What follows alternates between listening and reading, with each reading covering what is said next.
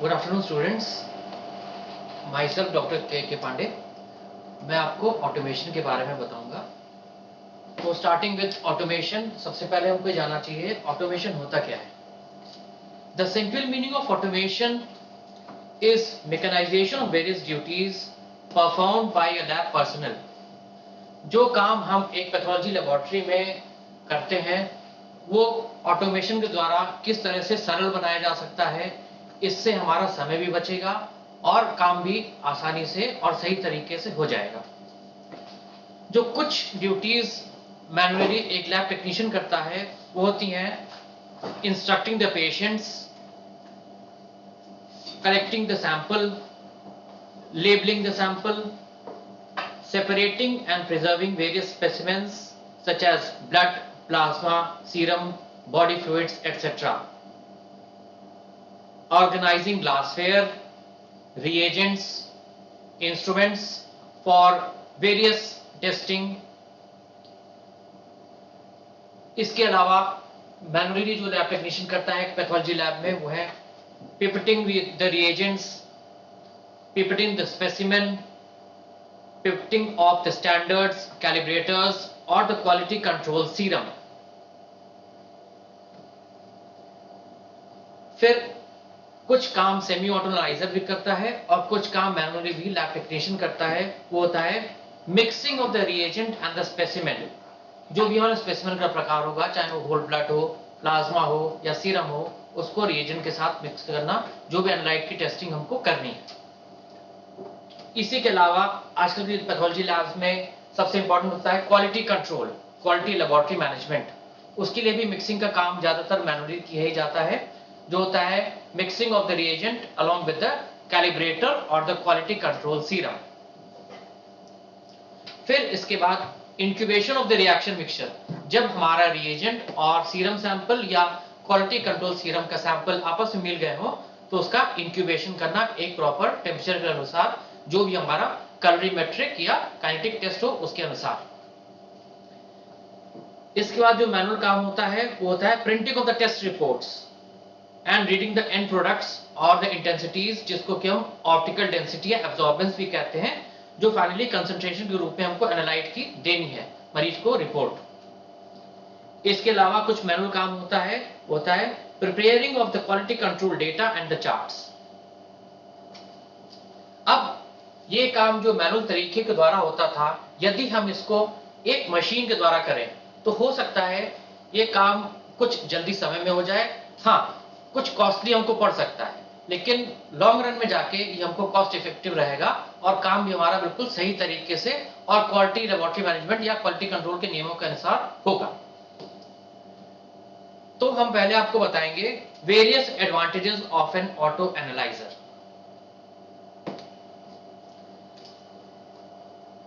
Large number of samples can be tested in a short time. बहुत ही कम समय में हम बहुत ज्यादा सैंपल्स एक ऑटो एनालाइजर मशीन के द्वारा लैब में टेस्ट कर सकते हैं। इससे हमारा समय बचत होती है। Second point can be variety of test can be performed by using various methods such as end point और काइनेटिक। जैसा कि आपको पता है दो प्रकार के टेस्ट होते हैं, काइनेटिक रिएक्शंस और पॉइंट ऑफ रेट रिएक्शंस, या एंड पॉइंट या कैलोरीमेट्रिक। उन दोनों के ही टेस्टिंग ऑटो एनालाइजर्स के द्वारा संभव है।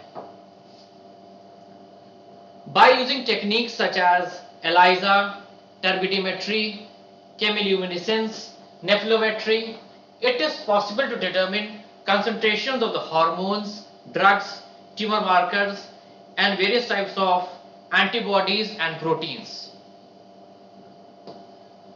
कोई भी प्रकार का एनालाइट की जांच हमको करनी है, उसकी ओडी या कंसंट्रेशन हमको निकालनी है, वो कई प्रकार के टेस्ट के द्वारा आजकल के ऑटो एनालाइजर्स में संभव है। जरूरी नहीं है कि वो काइनेटिक रिएक्शन हो या एंड पॉइंट रिएक्शन हो। इसके अलावा हम टर्बिडिमेट्रिक, नेफ्लोमेट्रिक और एलाइजा की जांचें भी हम ऑटो एनालाइजर के द्वारा लैब में सटीक तरीके से कर सकते हैं।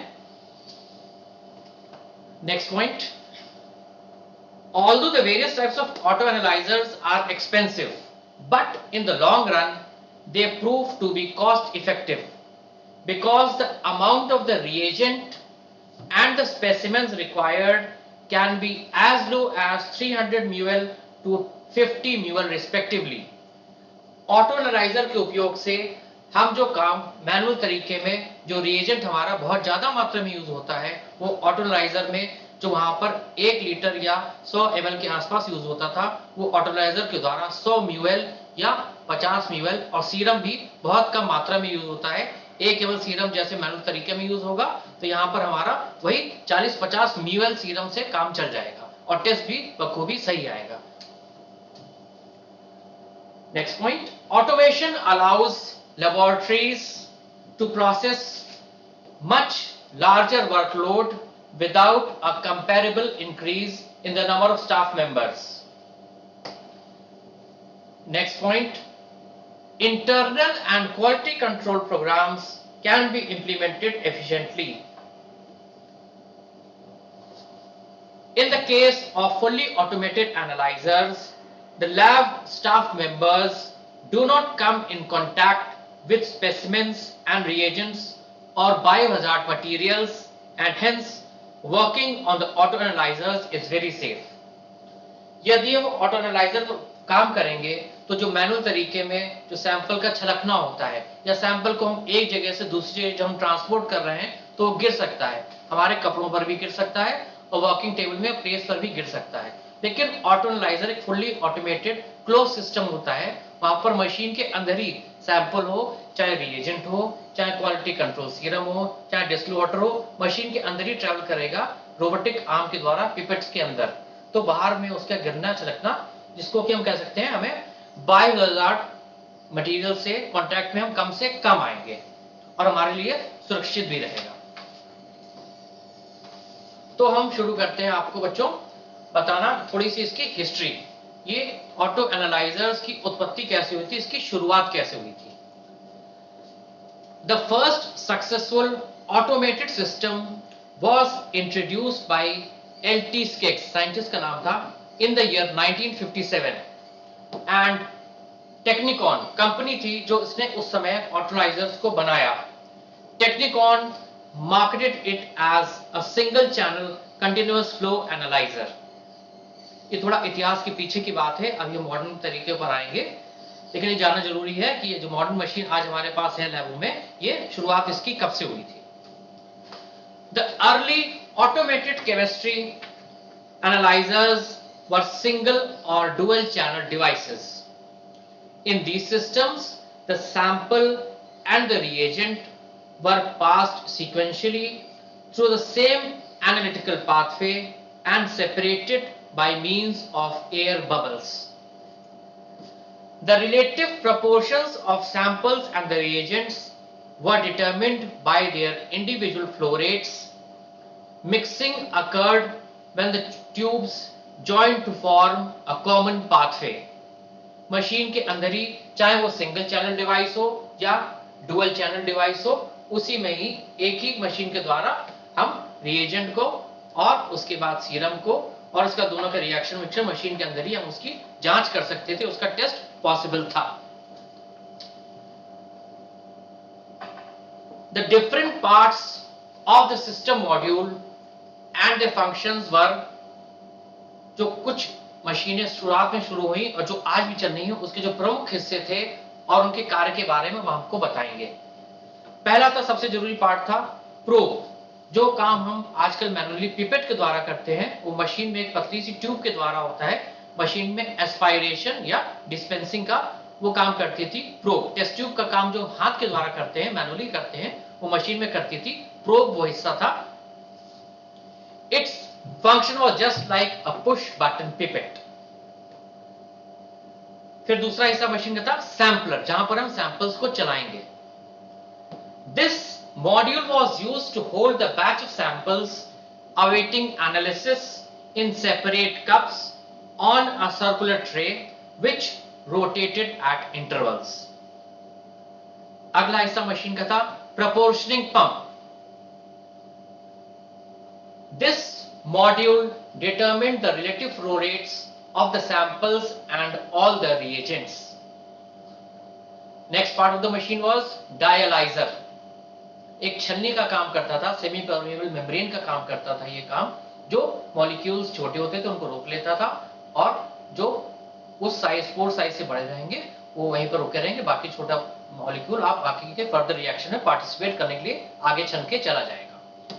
Dialyser, it contained a semi-permeable membrane, and when the samples were passed through it, batches of protein-free filtrate were obtained. Next part of the autoanalyzer was heating bath. जो इंक्यूबेटर का काम हम आजकल लैबों में करते हैं वही हिस्सा था इसका। This module was used to maintain a reaction mixture at a constant temperature. The batches of the filtrates and the reagents reacted to form colored complexes at specific temperature. Next part was a colorimeter, जहां पर spectrophotometry होगी, absorbance ली जाएगी। This module contained a colorimeter with a flow-through cuvette attached with a debubbler. The function of this module was the same as any photometer in a lab. Next part of the machine, that was a printer. This module performed the function of recording the photometric readings and calculating the values of the analytes in a printed form. जो मरीज को हमको report देनी थी, जो भी analyte के हम टेस्ट कर रहे थे, चाहे वो एलाइजा विधि के द्वारा हो, चाहे वो सेमी ऑटोनालाइजर हो, चाहे फुली ऑटोमेटेड एनालाइजर के द्वारा हो, उसकी ऑप्टिकल डेंसिटी को कन्वर्ट करके जो एनालाइट की कंसिडरेशन आई है वो हम उसको प्रिंटेड रिपोर्ट में मरीज के नाम, उसकी एज, रेफरिंग डॉक्टर और नॉर्मल लिमिट्स के साथ हम उसको प्रॉपर प्रिंट आउट फॉर्म में देते थे। अब जैसा कि शुरुआत हुई थी इसकी, तो कुछ इसकी अच्छाइयां थी, कुछ इसकी खामियां भी थी। तो पहले हम आपको अच्छाइयों के बारे में बताएंगे जब इसकी शुरुआत हुई है 1960 के दशक में। The advantages of a single channel continuous flow analyser. It was possible, ये उस वक्त की बात बता रहे हैं आपको जब शुरुआत हुई थी इसकी। It was possible to test large number of samples for a particular test like glucose और urea accurately and precisely in a short duration. The disadvantages of this were, at a time, only one type of determination was performed by single channel continuous flow analyzer. और दूसरी खामी इसकी ये थी, this auto analyzer occupied a large space in the laboratory. अब आजकल modern table top या bench top models होते हैं, उनको आप कहीं पर आसानी से एक जगह दूसरी जगह शिफ्ट भी कर सकते हैं, लैब में ज्यादा जगह नहीं करते। लेकिन जो शुरुआती मॉडल्स थे 1960 और 70 के दशक में, ये ऑटोनालाइजर्स की शुरुआती मॉडल लैब में बहुत ज्यादा जगह घेरते थे, इसलिए ये ज्यादा उपयोगी नहीं रहे उस समय।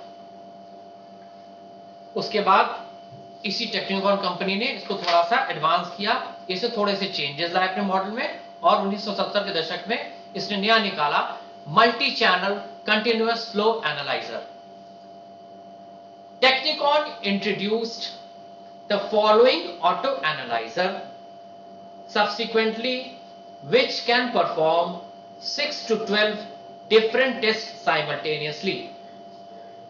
कंपनी ने डॉक्टरों की राय ली, वहां के पेशेंट्स को देखा और उसके अनुसार उसने अब एक ऐसा multi channel continuous flow analyser बनाया जो 6 से 12 बायोकेमिस्ट्री की जांचें कर सकता था उस वक्त। It was named as SMA 6 or 12/60 sequential multiple analyzer 12 or 6/60, ये उसका मॉडल नेम था। This auto analyzer was used to process 60 specimens per hour, 60 sample प्रति घंटा, and reported 12 tests simultaneously. These tests were glucose, urea, creatinine, total protein, total bilirubin, SGPT, SGOT, LDH, alkaline phosphatate, uric acid, calcium and phosphorus. ये सिर्फ 12 जांचें थी जो उस वक्त बनाए गए SMA 12 या 6/60 एनालाइजर पर संभव थी। इसके अलावा 13वीं जांच इस मशीन पर पॉसिबल नहीं थी। ये जांचें फिर से आपको रिपीट कर दें, glucose, urea, creatinine, total proteins, total bilirubin, SGPT, SGOT, LDH, alkaline phosphatase, uric acid, calcium and phosphorus. अब इसकी भी कुछ अच्छाइयां थी और कुछ इसकी खामियां भी थी. The advantages of this sequential multiple analyzer 6 or 12/60 were that Technicon designed this system to perform diagnostic assays of human serums of at least 18 biochemical parameters simultaneously at a processing rate of 150 samples per hour. The system consisted functionally of an analytical processor and a result processor. दो हिस्से थे machine के, analytical processor और दूसरा उसका result processor. The analytical processor performed and monitored the assay of each sample. The result processor provided extensive data and data handling of the sample results and patient information. This machine had the capacity of storing over 2000 sample records in the files. अब इसके बाद धीरे धीरे से semi auto analysers ने, इसके जो scientist थे उन्होंने देखा बाजार को क्या चाहिए या मरीजों को डॉक्टरों की क्या जरूरत थी उस वक्त के अनुसार. जो 12 पैरामीटर से उससे तो काम चलने वाला नहीं था, तो उन्होंने कुछ और अच्छी एडवांस मशीनें बनाई और धीरे धीरे से उत्पत्ति हुई डिस्क्रीट ऑटो एनालाइजर की.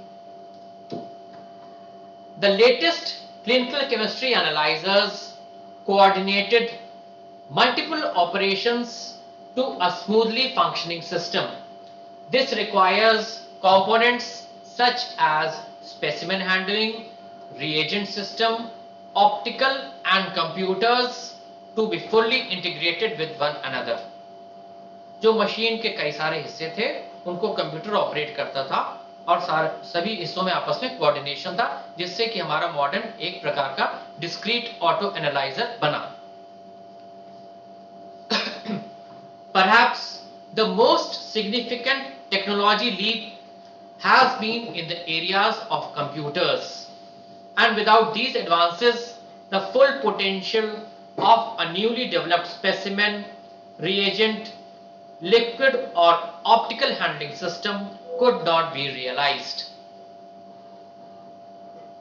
The basis of the computers is a miniature transistor on a silicon chip called as a microchip. Microchip के बारे में आप सब जानते ही होंगे, वही चीज हमारी इस मशीन पर भी इनकॉर्पोरेट की गई, कंपनी ने इसको लगाया. The microprocessor or the central processing unit of the digital computer, and it was contained on a single chip. The microprocessor performed multiple functions of an instrument. It was responsible for data management operations such as optical reading, matching the cup or cuvette positions with the results, collating the patient results with the data and reporting and retrieving the data. The microprocessor controlled the precise timing of the robotic arms so that pipetting and the dispensing corresponded to the reaction turntable movements. This ensures proper liquid handling and optical readings that match a given cuvette. Many instruments use several microprocessors, each dedicated to perform specific functions to meet the needs of the patients, physicians, and various complexity level labs, such as low, moderate, or high. The discrete type of auto analyzers were introduced, and soon they become extremely popular because they suited all the above mentioned categories that were low, moderate or high pathology labs. The basic features, जो इसके main हिस्से थे, जो main अच्छाइयां थी, वो आप उसके बारे में लिख लें. डिस्क्रीट ऑटो एनालाइजर के बेसिक फीचर्स के बारे में point wise. The reagents and specimens were pipetted in a cuvette, mixed, and the end product was recorded photometrically. For each specimen and reagent, a separate cuvette was used. Next point. All endpoint reactions, 2-point assays, and the rate of reaction methods could be performed by these analyzers with monochromatic or bichromatic readings. Next point. More than 100 open test programs could be selected through the keyboard.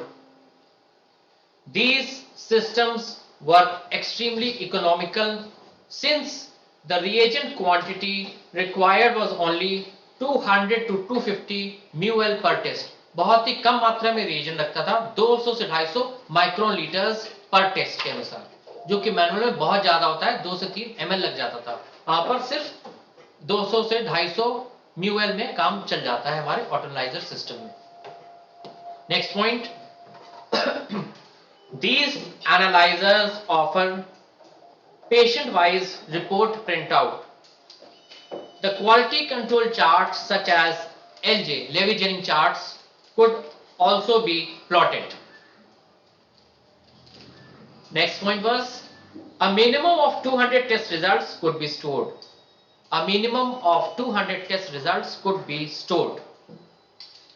Next, apart from routine chemistry tests, it was possible to perform assays and to determine the levels of hormones, drugs or the electrolytes. Even the simpler types of discrete autoanalyzers offered user-friendly data. इनकी जो computer programming थी बहुत ही आसान थी. एक बार engineer explain कर दी या एक दो बार खुद ही चलाया तो जो भी लैब ऑपरेटर था उसको आराम से मशीन हैंडल करना आ जाता था, टेस्ट लगाना आ जाता था इन मशीनों पर. नेक्स्ट कमिंग ऑन, इनका भी फर्दर एडवांसमेंट हुआ. डिस्क्रीट ऑटो एनालाइजर्स भी फर्दर एडवांस हुए धीरे धीरे से 80 के 90 के दशक में. The discrete type of auto analysers are of 2 types, semi automated and fully automated analysers. Discrete को भी हम फर्दर 2 हिस्सों में डिवाइड कर सकते हैं, सेमी ऑटो एनालाइजर्स और फुल्ली ऑटोमेटेड एनालाइजर्स. जो फुल्ली ऑटोमेटेड एनालाइजर्स होते हैं उनको फर्दर हम और भी डिवाइड कर सकते हैं बैच एनालाइजर्स के रूप में, जो अब यूज नहीं होते. शुरुआत में इनका काम हुआ था लेकिन अब ये उपयोग में नहीं आते हैं. और दूसरा रैंडम एक्सेस एनालाइजर्स. तो पहले हम आपको बताएंगे सेमी ऑटोमेटेड एनालाइजर्स के बारे में. The semi automated analysers are called semi auto because the initial stages of a specimen analysis are performed by the lab technician. इसीलिए इसका नाम पड़ा सेमी ऑटो. कुछ काम मशीन करेगी और कुछ काम हमारा लैब टेक्नीशियन करेगा. These stages are, जो काम हमारा लैब टेक्नीशियन कर रहा है वो स्टेप्स थी. These stages are pipetting of the reagent, pipetting of the specimen, mixing and incubating the reaction mixture. ये तो थी मैनुअल स्टेप्स जो लैब टेक्नीशियन करेगा. अब सेमी ऑटो एनालाइजर क्या परफॉर्म करेगा फंक्शंस? वो फंक्शंस थे, the following functions were performed by the semi auto analyser. जैसे कि इसका नाम पड़ा सेमी ऑटो, वो क्या थे? Reading the end point reactions, the rate of reactions, visible और ultraviolet kinetic reactions in monochromatic and bichromatic modes. अगला फंक्शन था सेमी ऑटो का displaying the test results, printing and memorising these results and graphs of all the linear and the non linear reactions. कुछ इसके specific features थे, उनके बारे में आप लिख लीजिए, जान लीजिए. Some various specific features of a semi-auto analyzer were, बहुत सी लोगों में अभी भी यूज होता है. It allows all routinely performed and all types of clinical biochemistry tests to program directly through the keyboard. Next point, it offers economical methodology where only 200 to 500 ml of the reagent is used per test. ये बहुत ही important point होता है इसका, बहुत कम मात्रा में ये reagent की उपयोग करता है. It has a user-friendly software and offers a backlit LCD display. अंधेरे में भी मशीन रीडिंग हम आराम से पढ़ सकते हैं. अब तो मोबाइल फोन यूज करते हैं, सबको पता होता है बैकलिट LCD डिस्प्ले क्या होता है. Next point, it lists all the methods stored in the memory. जो भी किट हम यूज कर रहे हैं सेमी ऑटोलाइजर पर, उसके पैरामीटर्स जो हमने फीड कर दिए हैं, वो चाहे एक कंपनी की किट हो, दूसरी कंपनी की किट हो, तीसरी कंपनी की किट हो, उसको हम नेम वाइज कंपनी के नेम के अनुसार उस पर्टिकुलर टेस्ट के लिए हम मशीन पर फीड कर सकते हैं. Next point, it plots absorbance versus wavelength for a selected range and displays and prints the system parameters. Next, it performs statistical analysis and determinants of the mean values, standard deviation that is SD, cumulative value that is percent CV या coefficient of variation भी उसको हम कह सकते हैं, SD and percent CV for the control samples, and also plots the LJ charts, Levy-Jennings charts. It performs immunoassays, coagulation and drug assays. Next, it can work without power by battery backup system. The semi-auto analyzers are extremely suitable for medium complexity pathology labs.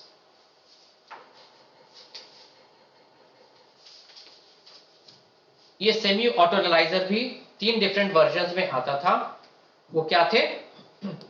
पहला version इसका, पहला प्रकार या variant हम इसको कह सकते हैं. Number 1, analyser with built in dry block at 37 degrees Celsius with about 12 cuvette positions and 1 for reading. These cuvettes were handled by manual operations. इसके कुछ एग्जाम्पल थे. कुछ कंपनियों ने इस सेमी ऑटोलाइजर के इस हिस्से को बनाया. वो कंपनियों के मॉडल नेम्स थे Stat FX 2000, Pointe 180 plus and Minilab. ये सेमी ऑटोलाइजर्स के नाम है. दूसरा वर्जन इसका, दूसरा वेरिएंट सेमी ऑटोलाइजर का, इसमें था analysers with built in fixed metal thermocuvettes and operated by automated aspiration and washed by a peristaltic pump and recorded by the analyzer. इस दूसरे वेरिएंट का एग्जांपल आप लिख लें. For example Metrolab 1600 plus, Biotron BTR 810. ये हो गया इसका सेमी ऑटोलाइजर का दूसरा वेरिएंट. अब हम आपको बताएंगे थर्ड वेरिएंट के बारे में. तीसरा प्रकार इसका, तीसरे प्रकार में था analysers with following triple cuvette system, 33 ml flow cell cuvette, manual square cuvette and manual round tube cuvette for coagulation and ELISA. इस तीसरे वेरिएंट के एग्जांपल्स हैं मशीनों के नाम जो सेमी ऑटोलाइजर इस पद्धति पर काम करते हैं. वो है Erbachem 5 and Erbachem pro. Erbachem 5 and Erbachem pro model name है उसका. अब हम आगे बढ़ते हैं सेमी ऑटोलाइजर से फुल्ली ऑटोमेटेड एनालाइजर्स की तरफ. The fully automated discrete analysers.